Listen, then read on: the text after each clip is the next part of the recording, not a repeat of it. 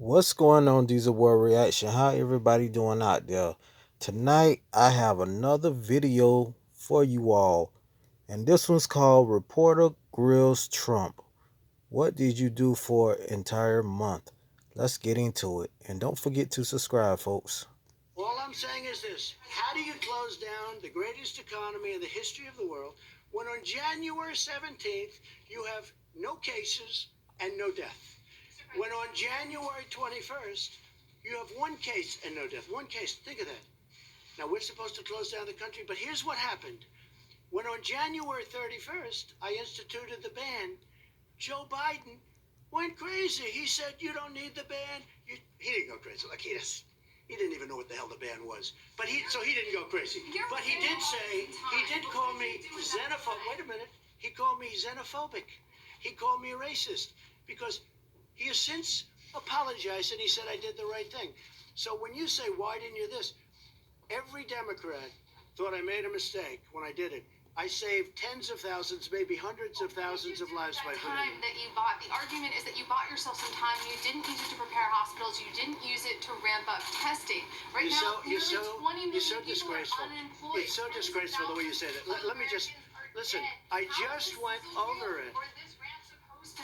I just went over it. In an unprecedented crisis. Nobody thought we should do it, and when I did it. But what did you do with the time that you bought? You know the we month did. of February. You know we did. What do you do? Month of February. What do you do when you have no case in the whole United States? When you excuse me, you reported it. 0 cases, 0 deaths on January 17th. February, the entire January. I said in January. Your video has a complete gap. On January 30th. What did your administration do in February with the time that your travel ban got A lot. A lot. And in fact, we'll give you a list. What we did, in fact, part of it was up there. We did a lot. Look. You know you're a fake. You know that. Your whole network, the way you cover it, is fake. And most of you, and not all of you, but the people are wise to you. That's why you have a lower approval rating than you've ever had before, times probably 3. And when you ask me that question, let me ask you this: why did Biden apologize? Why did he write a letter of apology? No, that's very important. Why did the Democrats think that I acted too quickly? You know why? Because they really thought that I acted too quickly.